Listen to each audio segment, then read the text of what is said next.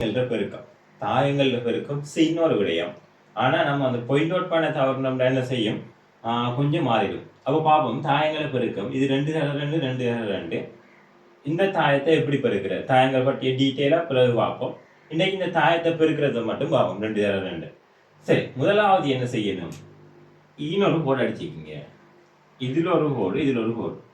So Rafah ஏன்டா எனக்கு இது செய்யப்படாண்டதுக்காண்டி. சரி, இப்ப இது ரெண்டையும் பெருக்கிறது. நான் இந்த கீழுக்கு எழுதுற பிள்ளை பாருங்க, 3 2ஓட பெருக்குங்க. 3 2 இங்க ஃபர்ஸ்ட் 3 2 2 4ஓட பெருக்குங்க. சாக 2 தர 4 ரைட்டா. 3 தர 2 2 தர 4.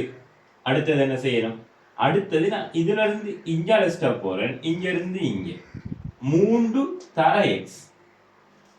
3 தர எக்ஸ் இங்கால கூட தந்திருந்தா அது எக்ஸ், இங்கால கூட தராம இது 1 தந்திருந்தா 3 தர 1. நான் இங்க 1 போறேன். இப்போதை 3 தர 1 2 தர 3 6 2 தர 3 இப்படியே எழுதி காட்டிடுங்க. சரி, அடுத்தது அடுத்த ஸ்டெப்பு வருவோம். கீழே 0 தர 2 சக சய 1 தர 4 தர 4 0 தர 1 சக சய 1 தர சய 3 சய 1 தர 3. இவ்வளவுதான்.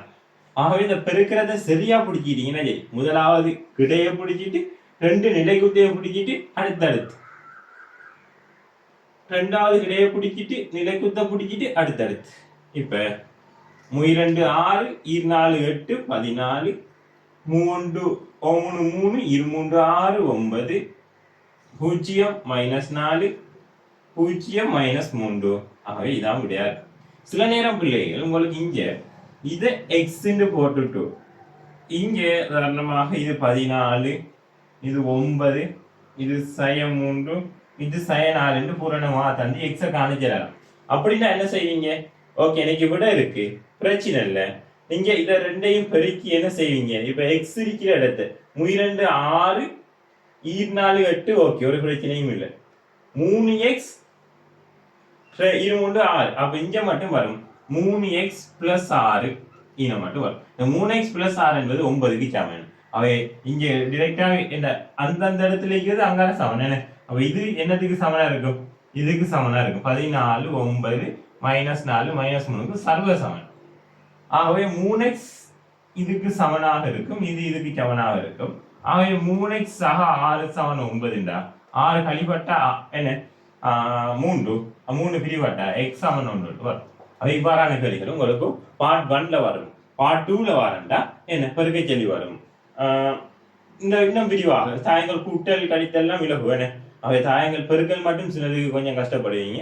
அதே மாதிரி இதில் அட்வான்ஸான கொஞ்சம் கேள்விகள் பார்க்கும் பிள்ளைங்க. இந்த விடயத்தை நீங்க விளங்கி கொண்டீங்கன்னா சரி, எப்படி பெருக்கிற. சரி, இன்னும் ஒரு வீடியோவில் சந்திப்போம் பிள்ளைங்க.